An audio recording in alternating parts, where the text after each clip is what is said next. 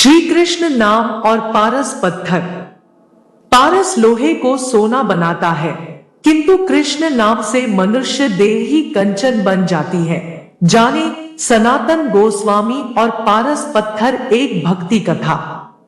गौड़ देश में एक ब्राह्मण निर्धनता के कारण बहुत दुखी था। जहां कहीं भी वह सहायता मांगने जाता, सब जगह उसे तिरस्कार मिलता। वह ब्राह्मण शास्त्रों को जानने वाला व स्वाभिमानी था। उसने संकल्प किया कि जिस थोड़े से धन व स्वर्ण के कारण धनी लोग उसका तिरस्कार करते हैं, वह उस स्वर्ण को मूल्यहीन कर देगा।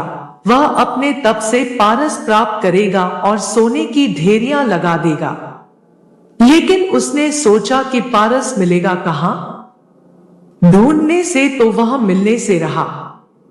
कौन देगा उसे पारस? देवा तो स्वयं लक्ष्मी के दास है, वे उसे क्या पारस देंगे? ब्राह्मण ने भगवान औघड़दानी शिव की शरण में जाने का निश्चय किया, जो विश्व को विभूति देकर स्वयं भस्मांगराग लगाते हैं। वे कपाली ही कृपा करे तो पारस प्राप्त हो सकता है। घर नहीं, धन नहीं, अन्न और भूषण नहीं, फिर भी शिव महादानी कहलाते हैं। देखत भयंकर पर नाम शिव शंकर, नाश करते हैं तो भी नाथ कहलाते हैं। ब्राह्मण ने निरंतर भगवान शिव का रुद्रार्चन, पंचाक्षर मंत्र का जप और कठिन व्रत करना शुरू कर दिया। आखिर भगवान आशुतोष कब तक संतुष्ट नहीं होते। ब्राह्मण की 12 वर्ष की तपस्या सफल हुई। भगवान शिव ने स्वप्न में दर्शन देकर कहा, तुम वृंदावन में श्री सनातन गोस्वामी के पास जाओ, उनके पास पारस है और वे तुम्हें दे देंगे। श्री सनातन गोस्वामी के पास पारस है और वे उस महान रत्न को मुझे दे देंगे। भगवान शंकर ने कहा है तो वे अवश्य दे देंगे। ऐसा सोचते हुए ब्राह्मण वृंदावन की ओर चला जा रहा था। खुशी के मारे यात्रा की थकान व नींद उससे कोसों दूर चली गई थी। वृंदावन पहुंचने पर उसने लोगों से श्री सनातन गोस्वामी का पता पूछा। लोगों ने वृक्ष के नीचे बैठे अत्यंत कृशकाय, दुर्बल, कौपीनधारी, गुदरी रखने वाले वृद्ध को श्री सनातन गोस्वामी बतलाया। चैतन्य महाप्रभु जी के शिष्य सनातन गोस्वामी वृंदावन में वृक्ष के नीचे रहते थे। भीख मांगकर रूखी सूखी खाते, फटी लंगोटी पहनते और गुदरी व करवा साथ में रखते थे। ब्राह्मण ने मन में कहा, यह कंगाल सनातन गोस्वामी है। ऐसे व्यक्ति के पास पारस होने की आशा कैसे की जा सकती है? लेकिन इतनी दूर आया हूं तो पूछ ही लेता हूं, पूछने में क्या जाता है।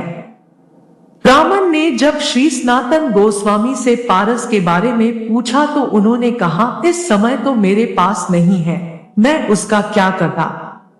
क्योंकि गावे श्यामा श्याम को, ध्यावे श्यामा श्याम, निर्खय श्यामा श्याम को, यही हमारो काम। श्री सनातन गोस्वामी ने बताया कि एक दिन मैं यमुना स्नान को जा रहा था तो रास्ते में पारस पत्थर पैर से टकरा गया। मैंने उसे वहीं यमुना जी की रेत में गाड़ दिया, जिससे किसी दिन यमुना स्नान से लौटते समय वह मुझे छू न जाए, क्योंकि उसे छूकर तो पुण्य स्नान करना पड़ता है। तुम्हें चाहिए तो तुम उसे वहां से निकाल लो। श्री सनातन गोस्वामी ने जहां पारस गड़ा हुआ था, उस स्थान का पता ब्राह्मण को बतला दिया। रेत हटाने पर ब्राह्मण को पारस मिल गया।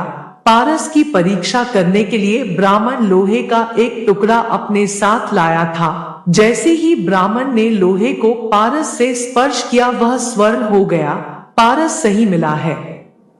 इससे अत्यंत प्रसन्न होकर ब्राह्मण अपने गांव की ओर लौट दिया। तभी ब्राह्मण के मन में एक प्रश्न कौधा उनके पास तो यह पारस था, फिर भी उसने इसे अपने पास नहीं रखा, बल्कि यह कहा कि अगर यह छू भी जाए तो उन्हें स्नान करना पड़ता है। अवश्य ही उनके पास पारस से भी अधिक कोई मूल्यवान वस्तु है।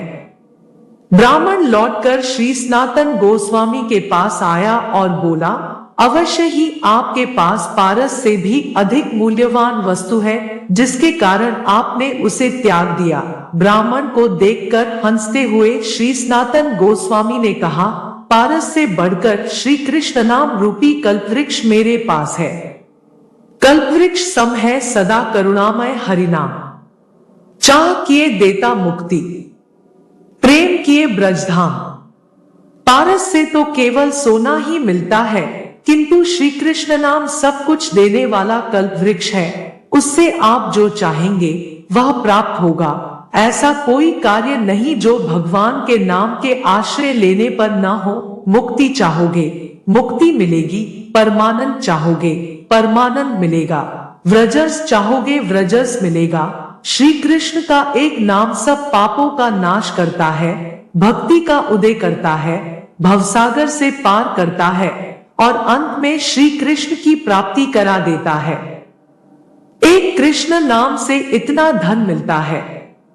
यह सुनकर ब्राह्मण ने सनातन गोस्वामी जी से विनती की, मुझे आप वही श्री कृष्ण नाम रूपी पारस प्रदान करने की कृपा करें। श्री सनातन गोस्वामी ने कहा, उसकी प्राप्ति से पहले आपको इस पारस को यमुना में फेंकना पड़ेगा। ब्राह्मण ने यह गया पारस कहते हुए पूरी शक्ति से पारस को यमुना में दूर फेंक दिया। भगवान शिव की दीर्घकालीन तपस्या व संत के दर्शन से ब्राह्मण के मन व चित्त निर्मल हो गए थे। उसका धन का मोह समाप्त हो गया और वह भगवान की कृपा का पात्र बन गया। श्री सनातन गोस्वामी ने उसे श्री कृष्ण नाम की दीक्षा दी। वह श्री कृष्ण नाम जिसकी कृपा के एक कण से करोड़ों पारस बन जाते हैं। नाम रूपी पारस से तो सारा शरीर ही कंचन का हो जाता है। सभी रसायन हम करी नहीं नाम सम कोई। रंचक घट में संचरे सब तन कंचन होई। जो मेरे नामों का गान करके मेरे समीप प्रेम से रो उठते हैं, उनका मैं खरीदा हुआ गुलाम हूं। यह जनार्दन दूसरे किसी के हाथ नहीं बिका है। जिसने एक बार श्री कृष्ण नाम का स्वाद ले लिया, उसे फिर अन्य सारे स्वाद रसहीन लगने लगते हैं। भवसागर से डूबते हुए प्राणी के लिए वह नौका है, मोक्ष चाहने वाले के लिए वह सच्चा मित्र है। मनुष्य को परमात्मा से मिलाने वाला सच्चा गुरु है। अंतःकरण की मलिन वासनाओं के नाश के लिए दिव्य औषधि है। यह मनुष्य को सुख से सुखदेव बना देता है ना सचमुच श्री कृष्ण नाम पारस से बढ़कर। दोस्तों, यह धार्मिक कहानी आपको कैसी लगी कमेंट करें। वीडियो को लाइक करें और शेयर करें तथा चैनल को सब्सक्राइब अवश्य करें। धन्यवाद। जय श्री कृष्ण।